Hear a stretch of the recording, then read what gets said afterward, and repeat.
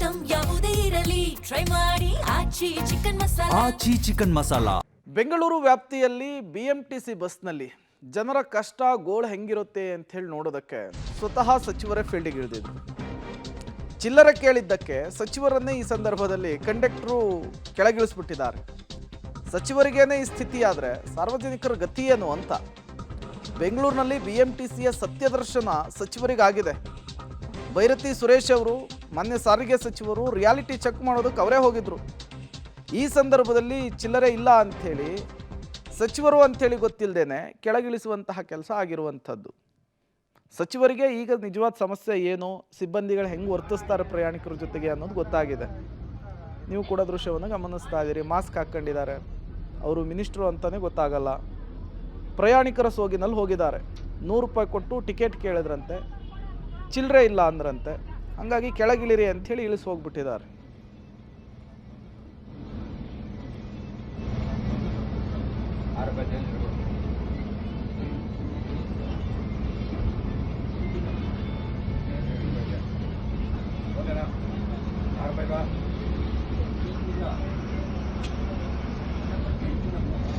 ಇಲ್ಲ ನಾನು ನೋಡಿದ್ದೆ ಏನದು ಬಂದ್ಬಿಟ್ರೆ ಗಾಡಿ ತಗೊಂಡು ತೊಗೊಂಡು 6 ರೂಪಾಯಿ ಅವನಿಗೆ ಚೇಂಜ್ ಇದೆ ಇವಾಗ.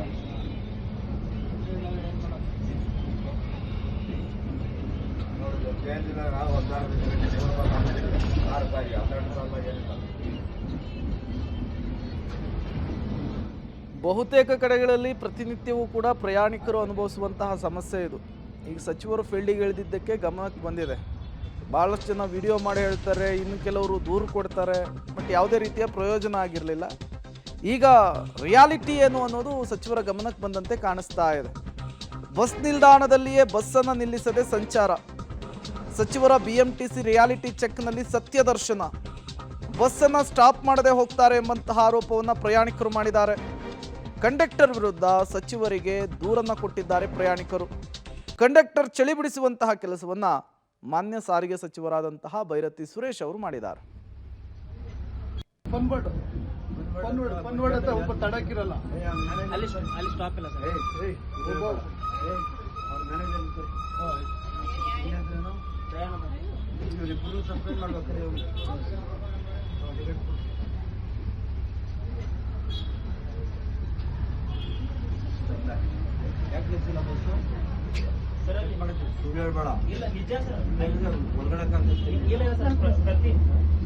ಪ್ರತಿ ಬಸ್ ಸ್ಟಾಪ್ ಇರೋದು ಅಲ್ಲಿ ಮುಂದೆ ಬಸ್ ಸ್ಟಾಪ್ ಇದೆ, ಅಲ್ಲಿ ಸ್ಟಾಪ್ ಇರೋದು.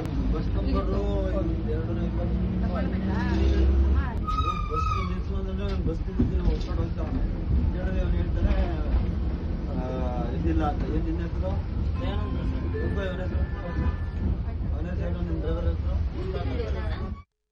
BMTC ರಿಯಾಲಿಟಿ ಚೆಕ್ಕು ಸತ್ಯದರ್ಶನದ ನಂತರ ಸಚಿವರು ಒಂದಿಷ್ಟು ರೂಲ್ಸನ್ನು ಚೇಂಜ್ ಮಾಡಿದ್ದಾರೆ, ಒಂದಿಷ್ಟು ಸೂಚನೆಗಳನ್ನು ಕೊಟ್ಟಿದ್ದಾರೆ ಅನ್ನೋದು ಗೊತ್ತಾಗ್ತಾ ಇದೆ. ನಿಗದಿತ ಬಸ್ ನಿಲ್ದಾಣಗಳಲ್ಲಿ ಕಡ್ಡಾಯವಾಗಿ ಬಸ್ಸನ್ನು ನಿಲ್ಲಿಸಬೇಕು ಅನ್ನೋ ರೂಲ್ಸ್ ಇತ್ತು, ಬಟ್ ಅದನ್ನ ಫಾಲೋ ಮಾಡ್ತಿರಲಿಲ್ಲ. ಅದು ಫಾಲೋ ಆಗಲೇಬೇಕು ಅನ್ನುವಂತಹ ಸೂಚನೆ. ಪ್ರಯಾಣಿಕರೊಂದಿಗೆ ಚಾಲಕರು ನಿರ್ವಾಹಕರು ಅತ್ಯಂತ ಸೌಜನ್ಯದಿಂದ ವರ್ತಿಸಬೇಕು ಅನ್ನುವಂತಹದ್ದನ್ನು ಕೂಡ ಸಚಿವರು ಸೂಚನೆಯ ರೂಪದಲ್ಲಿ ಕೊಟ್ಟಿದ್ದಾರೆ. ಚಿಲ್ಲರೆ ಇಲ್ಲ ಅಂದರೆ UPI ಪಾವತಿಯ ವ್ಯವಸ್ಥೆಯನ್ನು ಬಳಕೆ ಮಾಡಿಕೊಳ್ಬೇಕು ಅನ್ನೋದು ಕೂಡ ಸಚಿವರ ಸೂಚನೆಯಾಗಿದೆ. UPI ಮೂಲಕ ಆನ್ಲೈನ್ನಲ್ಲಿ ಹಣ ಪಾವತಿಸೋದಕ್ಕೂ ಕೂಡ ಅವಕಾಶ ಇದೆ, ಬಟ್ ಕೆಲವು ಕಡೆ ಸರ್ವರ್ ಸಮಸ್ಯೆ ಇದೆ, ನೆಟ್ವರ್ಕ್ ಸಮಸ್ಯೆ ಅನ್ನುವಂತಹ ಕಾರಣಗಳನ್ನು ಸಿಬ್ಬಂದಿಯೇ ಕೊಡ್ತಾ ಇದ್ದಾರೆ. ಇನ್ನು ಚಿಲ್ಲರೆ ಹಣದ ಕಾರಣಕ್ಕೆ ಪ್ರಯಾಣಿಕರನ್ನು ಬಸ್ನಿಂದ ಯಾವುದೇ ಕಾರಣಕ್ಕೂ ಇಳಿಸಬಾರ್ದು ಅನ್ನುವಂತಹ ಸೂಚನೆಯನ್ನು ಕೂಡ ಕೊಟ್ಟಿದ್ದಾರೆ. ETMಗಳಲ್ಲಿ ನಿಗದಿತ ನಿಲ್ದಾಣಗಳನ್ನು ಸೇರ್ಪಡೆ ಮಾಡುವಂತಹ ಕೆಲಸ ಆಗಬೇಕು. ಆ ನಿಲ್ದಾಣಗಳಲ್ಲಿ ಬಸ್ಸುಗಳನ್ನು ಕಡ್ಡಾಯವಾಗಿ ನಿಲ್ಲಿಸಬೇಕು ಅನ್ನುವಂತಹ ಸೂಚನೆ ಕೂಡ ಪಾಸ್ ಆಗಿರುವಂಥದ್ದು. ಇನ್ನು ಚಾಲಕರು ನಿರ್ವಾಹಕರನ್ನು ಗುರುತಿಸಿ ಅವರಿಗೆ ಸಾಫ್ಟ್ ಸ್ಕಿಲ್ಸ್ ತರಬೇತಿಯನ್ನು ಕೊಡಬೇಕಾಗುತ್ತೆ.